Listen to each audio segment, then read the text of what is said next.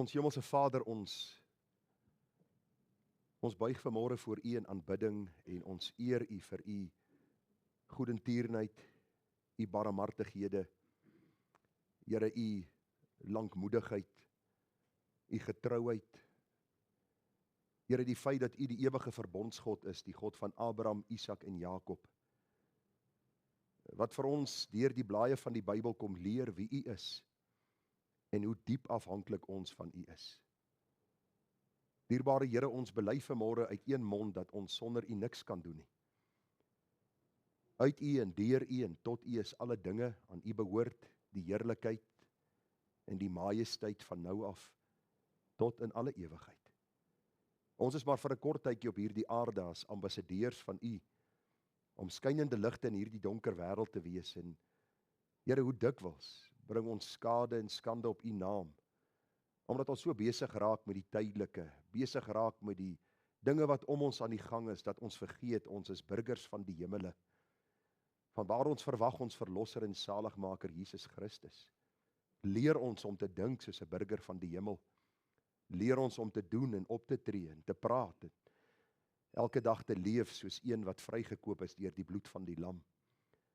En Here, help vir ons dat ons in hierdie krom en verdraaide geslag getuies vir U sal wees.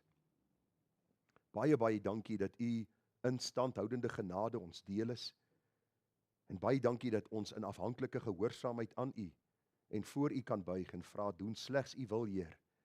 U wil ook met my. U die pottebakker en ek die klei. Vorm my en maak my net soos U wil. Op U slegs wag ek nederig en stil. Here, U weet van al ons gebedsversoeke in die gemeente. Ons dink aan Sean se vrou wat ons gehoor het, Here, vir uitslag toetse wag. Ons bid dat U vir haar genadig en barmhartig sal wees as jong dame, dat sy haar aangesig na U sal rig. Ons dink aan Charlotte wat op pad is daar na die Kaapse kant toe en die nuwe lewensreis wat vir haar voorlê, dat U seën op haar sal rus. En vir ons, Here, wat hier in die gemeente is, dat ons vir hulle sal bid en vir mekaar sal bid en ook mekaar sal opbou in die allerheiligste geloof. En mag ons, Here, in hierdie omgewing waar U ons geplaas het en daar waar ons elke week beweeg, eer bring op die naam van Hom wat ons uit die duisternis geroep het tot sy wonderbare lig. Gemeente, genade, barmhartigheid en vrede word vir U geskenk van God ons hemelse Vader en ook van ons dierbare Here Jesus Christus. En dit word kragtig vermenigvuldig deur die werking van sy Gees, ook vanmôre hier by ons. Amen.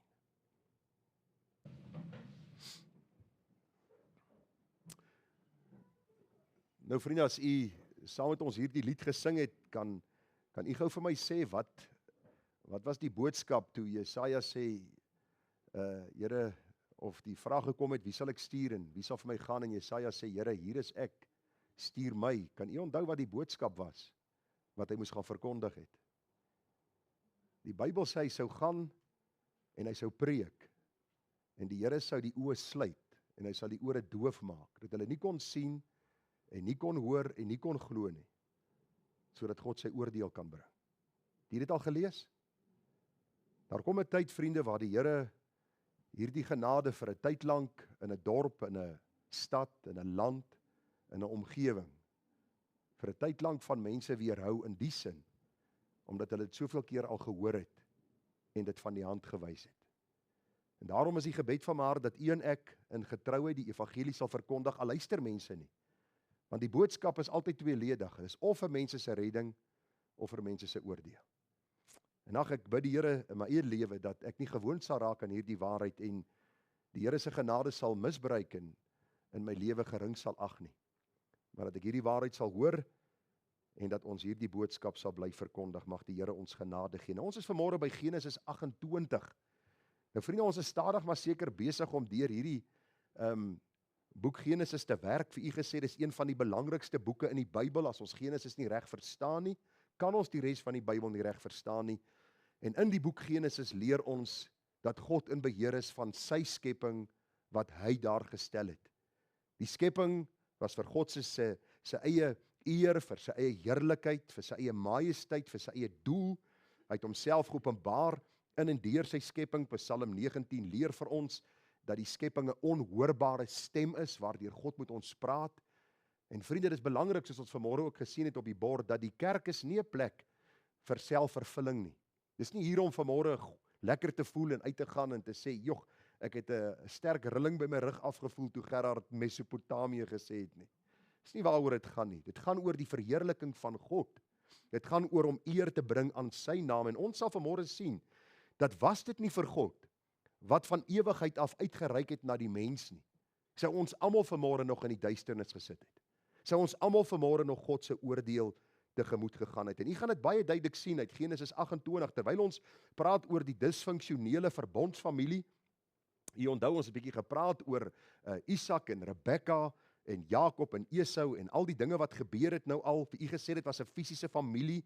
Dit is nie 'n storie wat ons vertel nie. Dit is nie eendag lank gelede was A, B en C gewees nie. Nee, hierdie is 'n werklikheid opgeteken in die Bybel. Daar was 'n man met die naam van Isak en sy vrou Rebekka en hulle het 2 seuns gehad en hulle het voorkeur gehad by die seuns en daar het probleme in hierdie gesin gekom en ons sien hoe hierdie gesin uitmekaar spat omdat die Here nie die fokuspunt was van die gemeente nie. En ons kom nou by Genesis 28. Onthou u 27? Die bedrog is klaar. Isak het vir Jakob geseën in die plek van Esau. Esau sê ek gaan vir Jakob doodmaak. Ek wag dat my pa sterwe dan gaan ek hom doodmaak. Ek is klaar met hierdie bedrieër, hierdie broer van my wat my so ondermyn. Eindelik was Esau verkeerd in sy optrede want Esau was maar self 'n boosaard. Maar die beginsel was dat Isak eintlik lynreg teen God se woord gegaan het, wat vir hom geleer het dat die jongste sal geseën word in die plek van die oudste. En eintlik was die broer se tweeling, né? Onthou jy dit? Die een het net bietjie so 10 sekondes na die ander een gekom en aan die ander een se hakskeen vasgehou, maar die beginsel is maar net dis wat die Here deurgegee het. So kom ons lees nou wat gebeur in Genesis 28 want die Bybel sê toe het Isak Jakob geroep en hom geseën. En hy het hom bevel gegee met die woorde: jy mag geen vrou neem uit die dogters van Kanaan nie. Maak jou klaar, gaan na Padan Aram, na die huis van Bethuel, jou moeder se vader, en gaan haal vir jou daar 'n vrou uit die dogters van Laban, jou moeder se broer. En mag God die Almagtige jou seën en jou vrugbaar maak en jou vermeerder, sodat jy 'n menigte van volke kan word. En mag hy jou gee die seën van Abraham aan jou en jou nageslag saam met jou, dat jy die land van jou vreemdelingskap in besit kan neem wat God aan Abraham gegee het.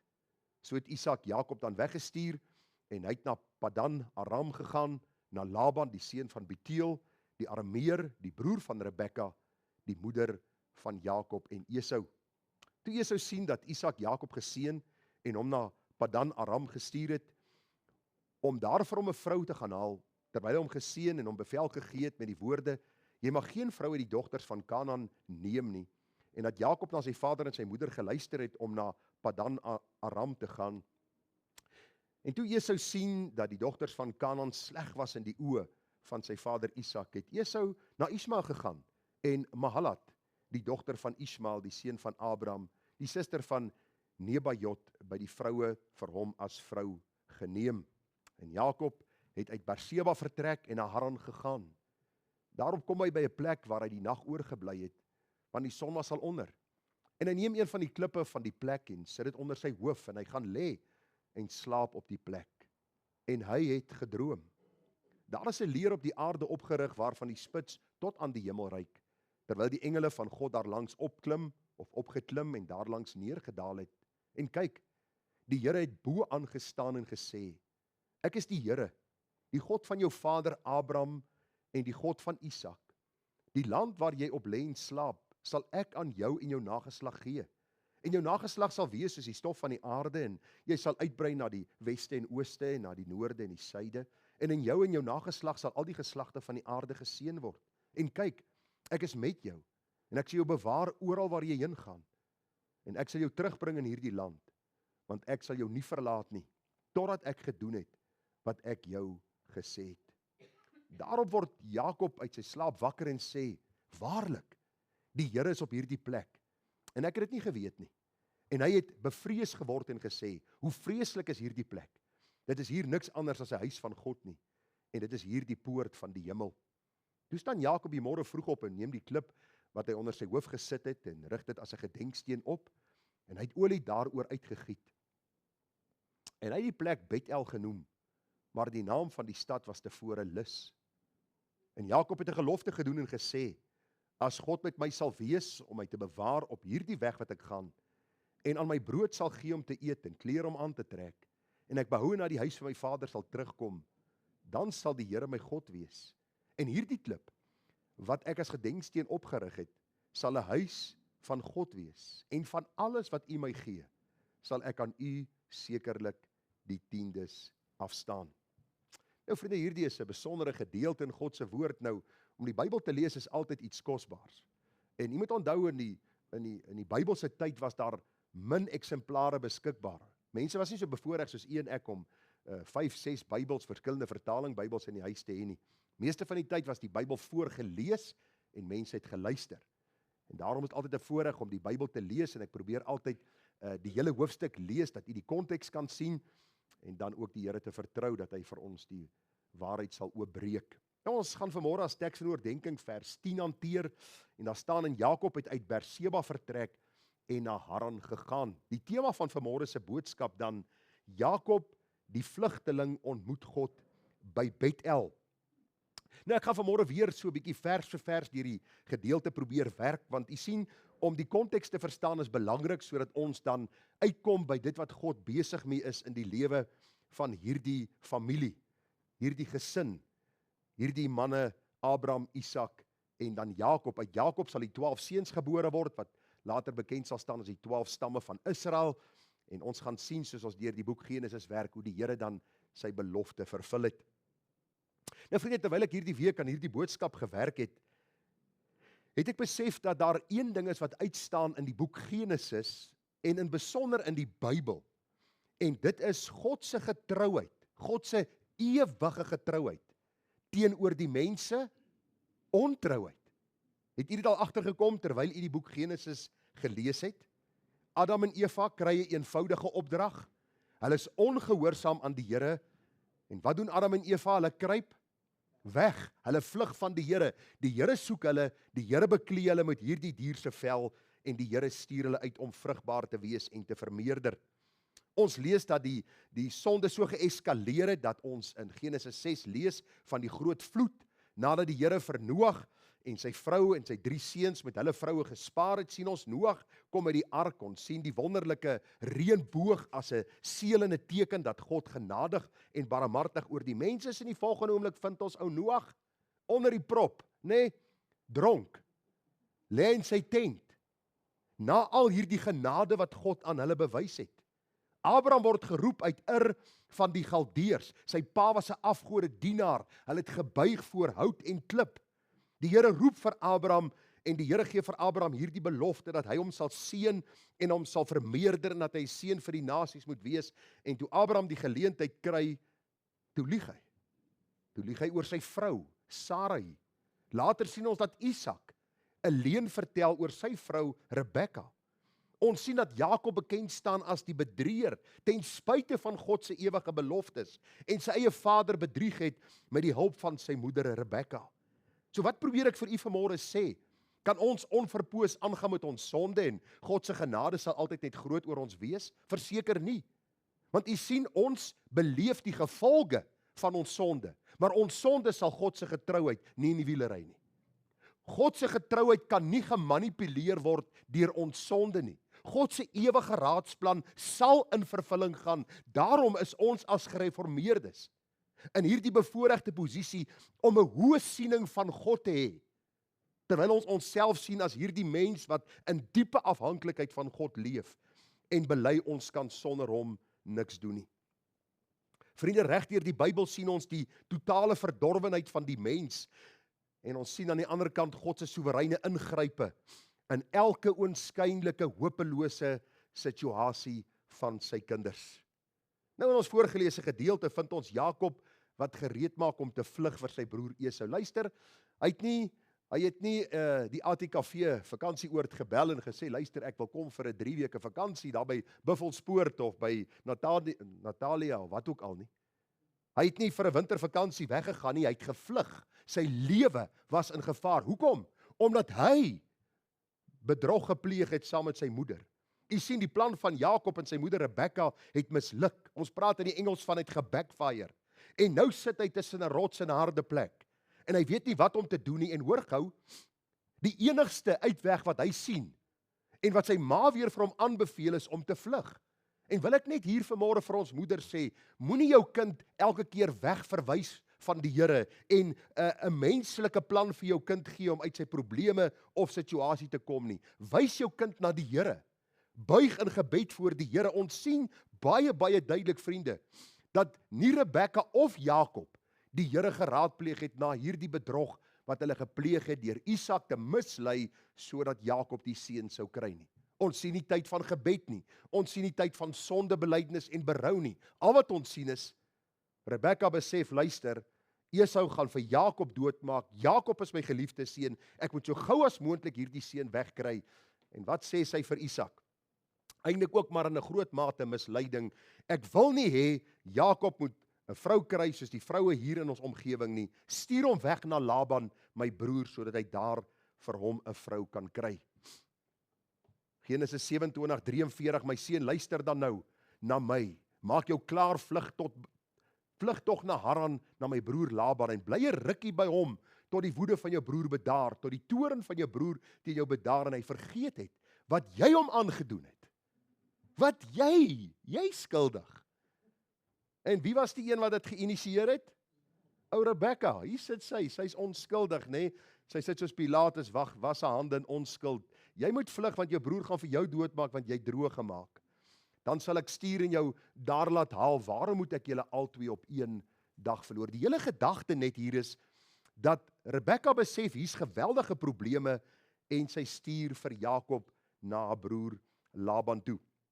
Nou, Rebekka se motivering aan Isak is dat Jakob nie sulke slegte vroue soos Esau moet trou nie. Hoor gou mooi, ek hoop jy het dit gesien in die gedeelte. Hy moet eerder 'n vrou by Laban haar broers gaan haal, per implikasie soos sy. Kan jy glo dat 'n mens so baie van jouself dink, terwyl jy so pas jou seun gehelp het om sy pa en jou eie man te bedrieg? Sê sy vir Jakob en sê sy vir Isak, en haar motivering is, hy moet eintlik 'n vrou soos ek gaan kry. Nou, Isak sê nie te veel daaroor nie. Hy stuur hom weg en hy sê, gaan in vrede my seun. Hy seën hom, want Isak het, soos ek vir laasweek gesê het, besef dat hy teen God geveg het om vir Esau te probeer seën in die plek van Jakob. Nou het ons ietsie interessants gesien, ek gaan dit nie weer lees nie, maar Esau sien hierdie hele storie afspeel. En hy sien dat Jakob weer die seën ontvang van Isak, en hy sien dat Jakob gehoorsaam is aan sy vader deur te gaan.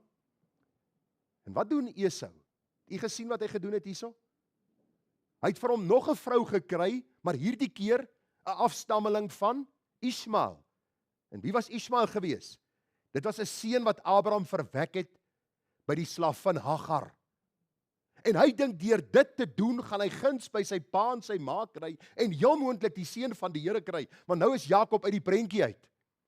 En vriende, toe ek hierdie navorsing doen, toe sien ek die simboliek in hierdie hele saak, die simboliese betekenis. Want u sien, Esau dink, deur 'n vrou te vat, wat uit Abraham se lendene te kom, of wat uit Abraham se lendene kom, deur hierdie vrou te vat, sal hy guns by sy pa en sy ma kry. En ek het so daaraan gedink, is dit nie tipies hoe die mens vandag is nie?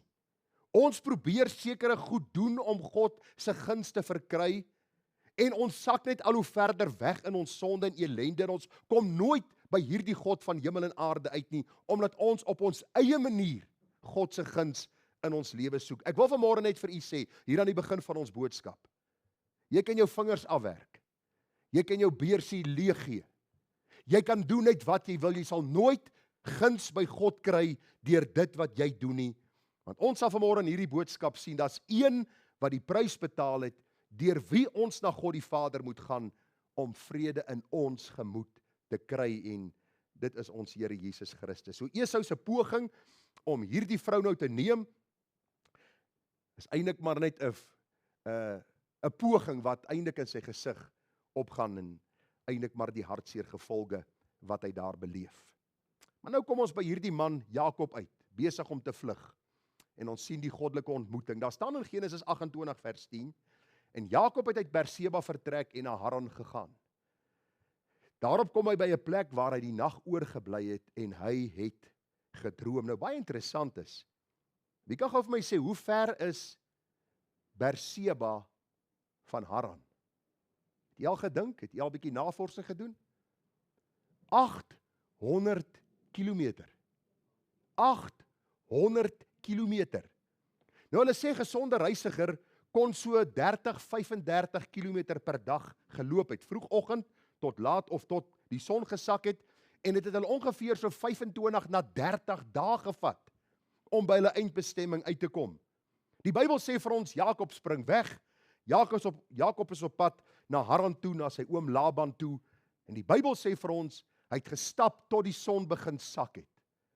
In sy moegheid het hy daar 'n klip gevat en onder sy kop ingedruk, en het aan die slaap geraak. En die Bybel sê daardie aand het hy 'n droom gehad. Nou, voor die Bybel geskryf was, vriende, het die Here gepraat. Deur drome, deur visioene. Die Here het gepraat deur sy profete en die Here het baie keer self persoonlik gepraat met sy mense. Ons weet dit, die Bybel leer vir ons. Ons dink aan Samuel van ouds, ons dink aan die volk by die berg Sinai. Maar vandag praat die Here nie meer so met ons nie. Die Here praat vandag met ons deur sy woord, want die Bybel sê vir ons, Hebreërs 1 vers 1, nadat God baie keer en op baie maniere in die ou tyd gespreek het tot die vaders, deur die profete, het hy in hierdie laaste dae tot ons gespreek deur die Seun, wat hy as erfgenaam van alles aangestel het, deur wie hy ook die wêreld gemaak het. En vriende, eenvoudig gestel, omdat Jesus Christus die finale openbaring van God is, en die Nuwe Testament sy boodskap vasgelê het, is die kanon of die Bybel gesluit. Die 66 Bybelse boeke is genoegsaam vir my en vir jou om te leer wie God is, wie ons is en waarheen ons op pad is. As drome nog deel van die manier was waarop die Here met ons gepraat het, sou die Bybel nie genoegsaam gewees het nie. En waarom sê ek so? Want 2 Timoteus 3 vers 16 en 17 sê, die hele skrif is deur God ingegee en is nuttig tot lering, tot weerlegging, tot regwysing, tot onderwysing in die geregtigheid, sodat die mens van God, wat staan daar? Volkome kan wees, vir elke goeie werk volkome toegerus. Ek hoop u het hierdie saak al vasgemaak in u hart, en dat u nie mislei word deur mense wat sê, hulle het hierdie ding gedroom, en hulle het hierdie visioen gehad, en hulle wil hierdie profesie oor jou lewe lewer nie. Vriende, die Bybel sê vir ons baie duidelik, dat die Here vandag met ons praat deur sy woord, en ek is die Here so dankbaar, want ek wil vir u sê, my vrou droom baie. O vaderlandsliefde, baie môre staan sy op, dan kyk sy vir my so, dan sê ek het niks gedoen nie. Kyk sy my so, dan sê ek, Jenny, dit was net 'n droom. Sy droom om, sy vertel my hierdie week, vertel sy vir my hoe die bakkie, wat omgeval het, daar was 'n ongeluk gewees, die bakkie het so van haar kop afgelê, en sy wil haar kop nie beweeg het nie. Sy word wakker met hierdie droom wat so vars is by haar, so 'n werklikheid, dat ek vir haar op 'n stadium moes sê, Pop, daar was nie ongeluk nie, en die bakkie het nie op jou kop geval nie, hoor, is net jou tand wat seer is, want jy weet, sy het 'n obsessie na tand gehad. So die bakkie en die tand en alles het saam meegewerk, so ek het daarom nie 'n droombediening nie, anders was ek voltyds besig met dit gewees. En ag vriende, ek weet nie of u al gelees het die boeke wat hulle deesdae uitbring oor die verklaring van drome nie. Wie van u het dit al gesien? En wie van u het dit al probeer lees? Wat 'n klomp nonsens. Ek het nou dag 'n boek gevat, die uitleg van drome, nogal van A tot Z, nê? A, as jy droom van arbeie, dan is dit die betekenis. As jy droom van appels, is dit die betekenis. As jy van ape droom, is dit die betekenis. So, ek hoop nie, jy droom daarvan en gaan lees wat die betekenis is nie, maar die hele gedagte net, die Here praat vandag met ons deur sy woord. Nou, die vraag wat u vanmôre miskien vir my vra, maar Gerard, hoe hanteer ons drome vandag? Want Jakob het gedroom, hy het 'n fisiese droom gehad, en ons weet, die Bybel was nog nie geskryf nie, en God het so met sy mense gepraat. Ons weet dit, ons stry nie daarmee nie, ons redeneer nie daaroor nie. Maar hoe hanteer ons drome vandag? Vriende, ons drome as deel van ons menswees en samestelling. Drome is meestal die natuurlike manier hoe ons brein, ons emosies, ons vrese, ons gedagtes en daaglikse gebeure verwek. Ek het gister gesien hoe hulle slange vang, want deesdae, na die brand daar in Mosselbaai omgewing, sit elke tweede ou met 'n slang in die huis. 'n Pofadder of een of ander slang, en hierdie mense moet dit vang. En ek het vanmôre wakker geword, en ek wil die slang se kop vermorsel het, want ek het gedroom daarvan. Maar ek het geen geestelike betekenis vanmôre daarvan nie, of daarvoor nie. Dis deel van ons menswees. Ons beleef sekere dinge in 'n week, ons sien sekere dinge, ons hoor sekere dinge en ons gedagtes begin hierdie goed so half verwerk en daar kom drome en ons is die Here baie dankbaar dat ons nie nodig het om te veel aandag aan ons drome te gee nie. Dit kan ook dien as herinnering om vir iemand te bid en sonde wat my lewe potjie en dis meer. Ek het al met mense gepraat wat my gesê het hulle droom die Here kom en hulle bly agter. En die vrees waarmee hulle wakker geword het en ek sê vir hulle wonderlik, is jou saak met die Here reg. Onthou net een ding, die hele gedagte wat ons wil deurgee is om die skrif in sy konteks te verklaar en ons verstaan en ons weet dat Jakob nie 'n Bybel gehad het nie. Hy het nie 66 kanonieke boeke gehad waaruit hy kon lees en Sondag kerk waar hy preke kon hoor nie. En tog het die ewige verbondsgod op hierdie manier met Jakob gekommunikeer. Maar baie belangrik vriende, Jakob se droom was baie meer as net 'n droom gewees. En ons gaan vanmôre 'n bietjie daarna kyk. Dit gaan ons fokuspunt wees, juis omdat ons vanmôre ook die dood van die Here gaan herdenk. Kom ons kyk bietjie dat hierdie droom was baie meer as net 'n droom gewees. Die Bybel sê hy het gedroom, daar is 'n leer op die aarde opgerig waarvan die spits tot aan die hemel reik, terwyl die engele van God daarlangs opgeklim en daarlangs neergedaal het. En kyk, die Here het bo aan gestaan gesê, ek is die Here, die God van jou vader Abraham en die God van Isak, die land waar jy op lê en slaap, sal ek aan jou en jou nageslag gee. En jou nageslag sal wees soos die stof van die aarde, en jy sal uitbrei na die weste en die ooste, na die noorde en die suide, en in jou nageslag sal al die geslagte van die aarde geseën word. En kyk, ek is met jou, en ek sal jou bewaar oral waar jy heen gaan, en ek sal jou terugbring in hierdie land, want ek sal jou nie verlaat nie, totdat ek gedoen het, wat ek jou gesê het. Daarop word Jakob uit sy slaap wakker en sê, waarlik, die Here is op hierdie plek, en ek het dit nie geweet nie. Nou vriende, in hierdie droom sien ons in die eerste plek God se absolute getrouheid. Jakob bevind homself in hierdie woestyn weens sy sonde. Stem jy saam?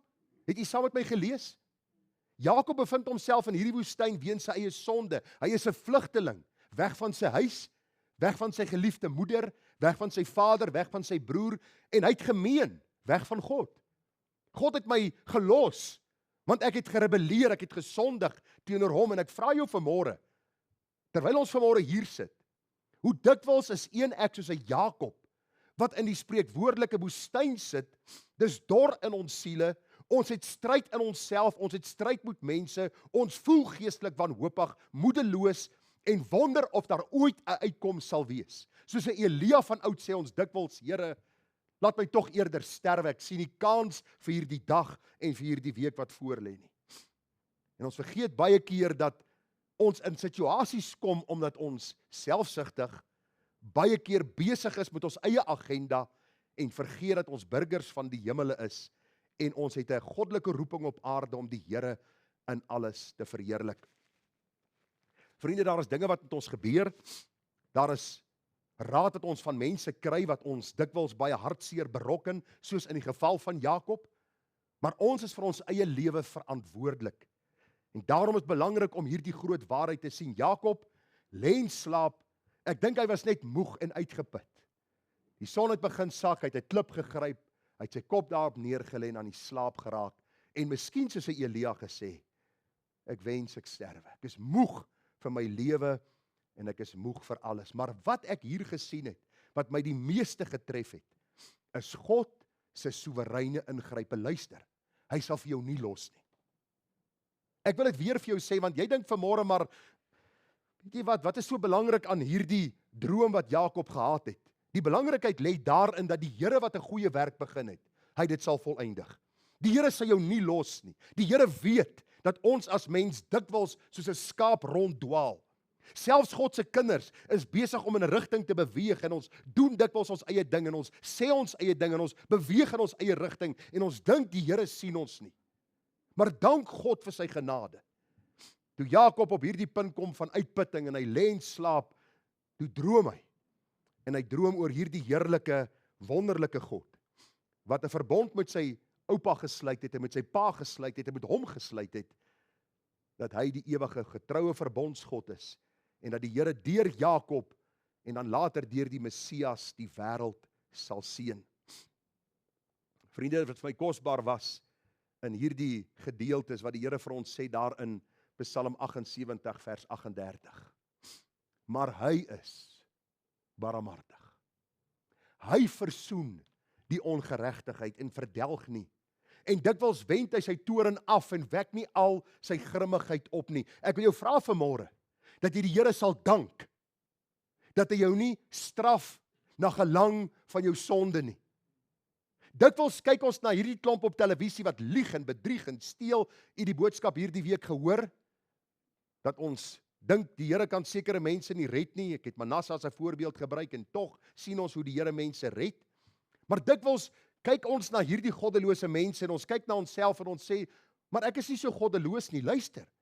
Elke sonde verdien God se regverdige oordeel en dit beteken dat ons vir ewig van God verwyder sal wees. En as God nie ingryp in ons lewe nie, is alles te vergeefs en hy is barmhartig.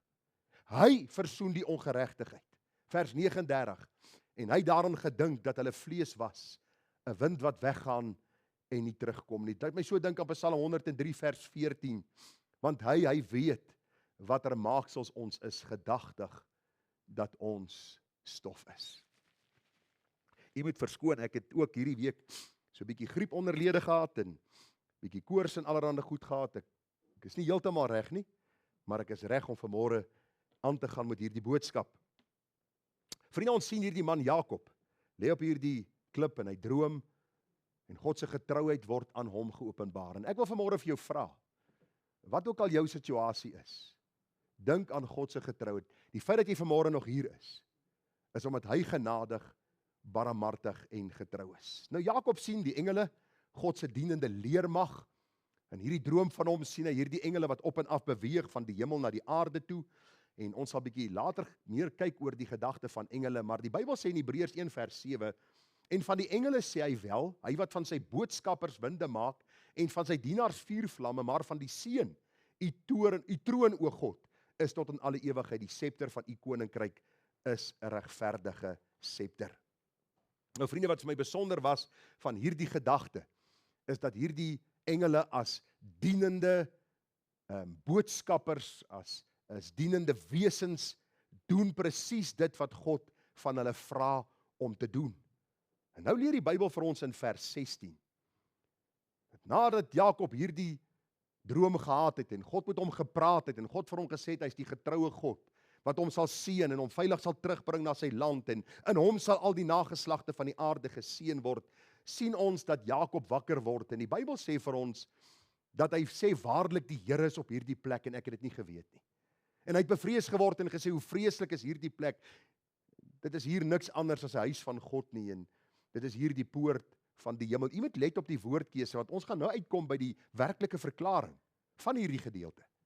En ons gaan nie inleeskunde doen nie, ons gaan skrif met skrif vergelyk, om vir u werklik te wys wat hier gebeur het in Genesis 28. Die Bybel sê vir ons, toe staan Jakob die môre vroeg op, en neem die klip wat hy onder sy hoof gesit het, en rig dit op as 'n gedenksteen, en hy het olie daaroor uitgegee. Dit was maar 'n Ou Testamentiese gebruik, om dan ook hierdie gedenksteen op te rig, of hierdie plek van herinnering op te rig, en dan iets waardevols oor dit uit te giet, om te sê, maar hier het God my ontmoet. En die Bybel sê, hy die plek Bethel genoem, maar die naam van die stad was tevore Lus gewees. Vriende, wat vir my getref het, is die feit, dat Jakob ook besef, dat die Here is alomteenwoordig. Spreuke 15 vers 3, op elke plek is die oë van die Here, en hulle beskou opmerksaam die slegtes en die goeies. Hy vlug, hy is besig om te vlug, hy wil wegkom van sy broer, hy wil wegkom van sy omstandighede en sy situasie. En in hierdie moeilike omstandighede, in die woestyn, is die Here daar en die Here ontmoet hom. En waar ook al u jouself vanmôre bevind, weet een ding, dat die Here se oë aanskou opmerksaam en beskou opmerksaam die slegtes en die goeies. Die Bybel sê vir ons dat vrees hierdie man aangegryp het. Want jy sien, vrees is 'n Bybelse reaksie as die mens die Here ontmoet. Onthou u vir Moses in die woestyn, Moses was 'n vlugteling. Vir wie het Moses gevlug? Vir Farao. Waarom? Hy het een van Farao se soldate doodgemaak. Die ander volksgenoot het hom gesien en gesê, luister, jy wil ons kom teregswys, terwyl jy self 'n man vermoor het. En die Bybel sê, Moses vlug en wat gebeur?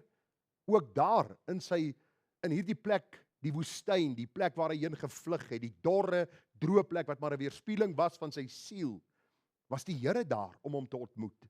Eksodus 3 vers 5 en hy sê, die Here wat vir Moses sê toe hy nader aan die brandende bos kom, moenie nader kom nie, trek jou skoene van jou voete af, want die plek waar jy op staan is heilige grond.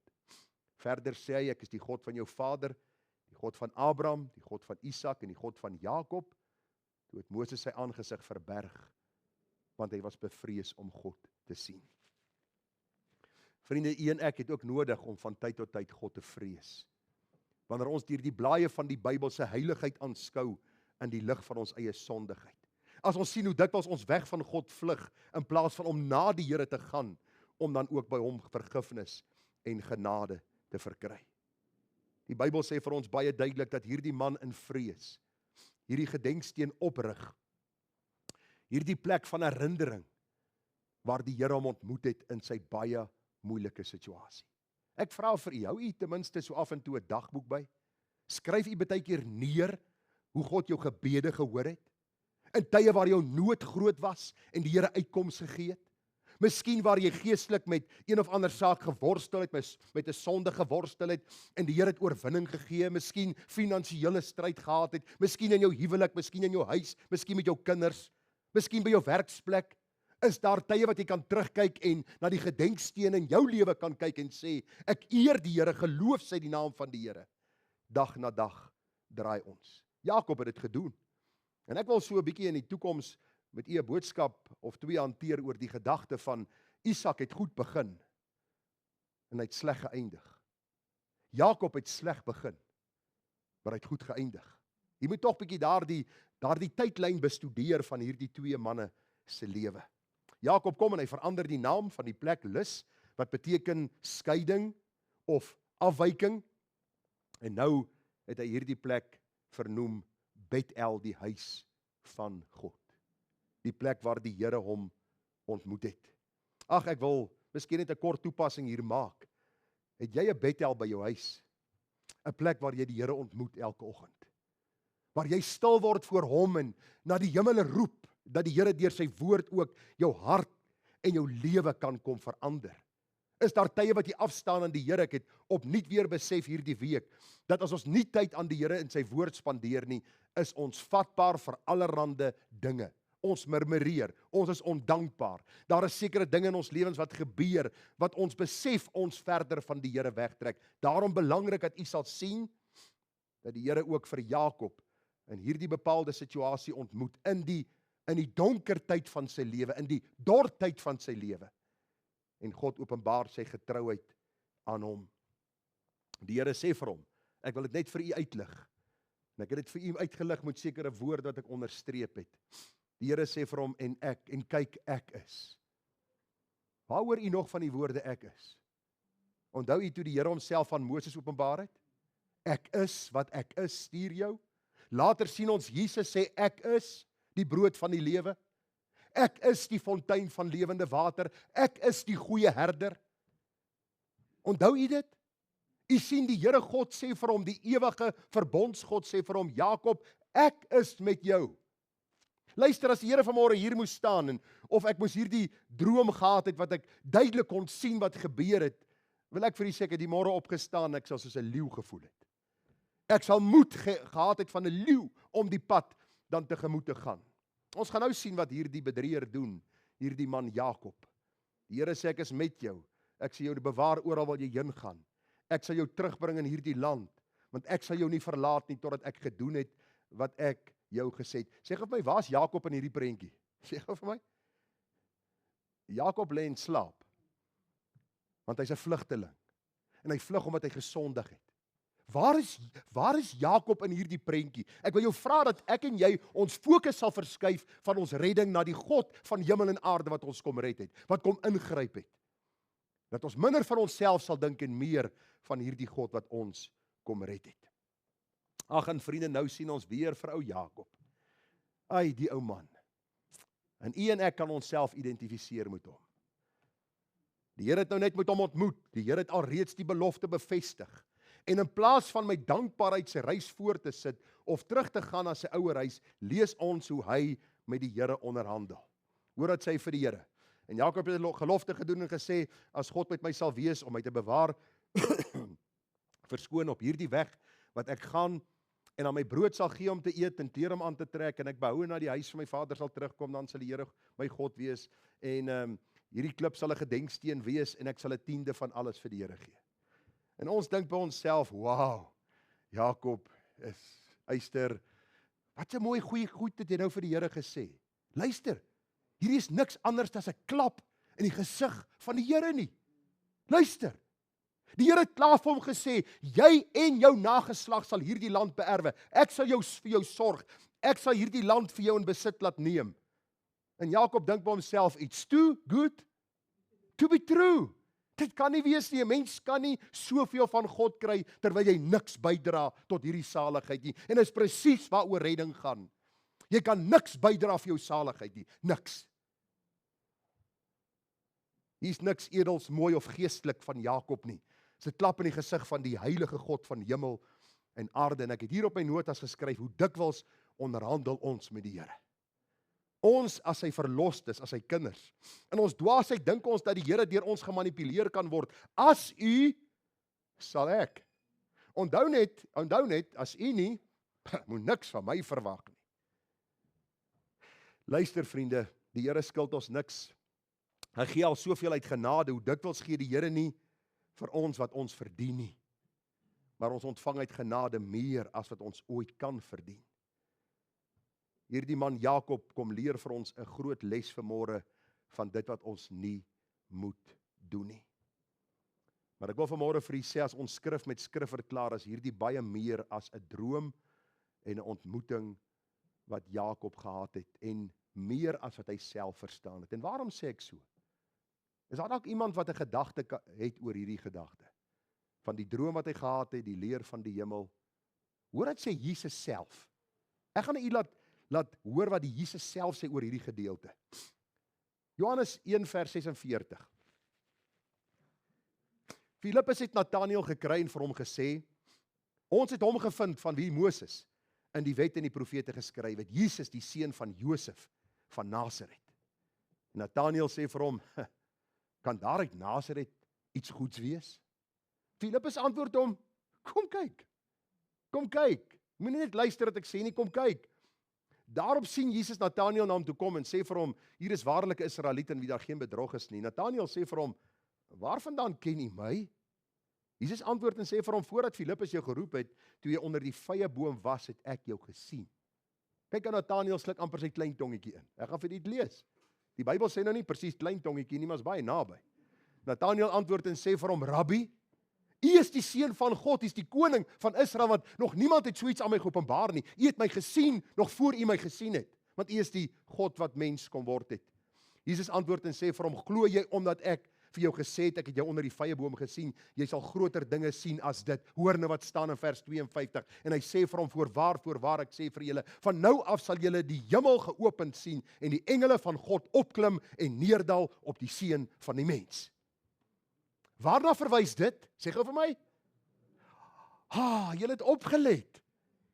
Jesus verwys direk nou na Jakob se droom. Hy sê hierdie droom het in vervulling gekom. Dis nie meer 'n fisiese leer wat van die hemel na die aarde kom nie, maar dis die persoon van Jesus Christus, God, wat mens kom word het, die tweede persoon van die goddelike drie-eenheid. U sien, die droom van Jakob was ook profeties in die sin dat die Here Jesus Christus die een sal wees wat die skeiding tussen God en die mens finaal sal kom afbreek. Jesus is die vervulling van die Jakobs leer. Dis nie meer die fisiese voorwerp nie, maar die persoon. Christus is die middelaar en skakel tussen God en die mens.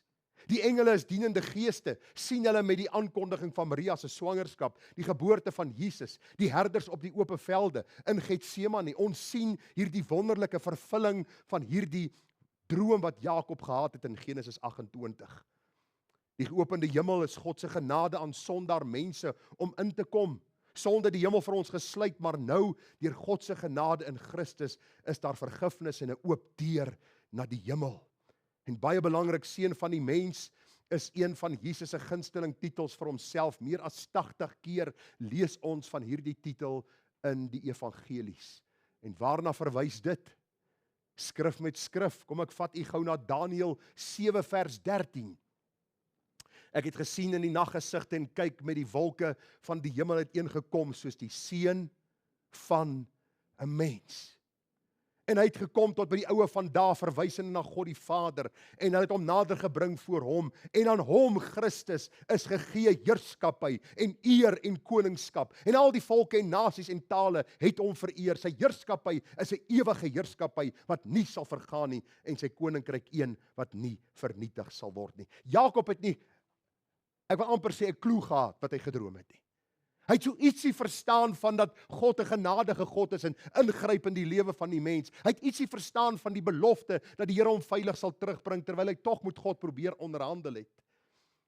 En tog in hierdie man Jakob se nageslag sou die nasies van die aarde geseën word met die vervulling van die koms van die Here Jesus Christus, God wat mens sou word. Hier sien ons Jesus se ewige heerskappy wat hy sal ontvang. Alle mag in die hemel en op aarde behoort aan hom. Ek praat nou die dag met 'n pastoor van 'n baie groot kerk in ons omgewing, en hy sê vir my, luister, die Here het die mag aan die duiwel oorgegee by die sondeval, vir hierdie aarde en al die dinge wat gebeur. Ek sê vir hom, dis baie interessant, Jesus, voor hy opvaar na die hemel, sê, aan my is gegee alle mag in die hemel en op aarde, en hy het vir niemand anderste gegee nie.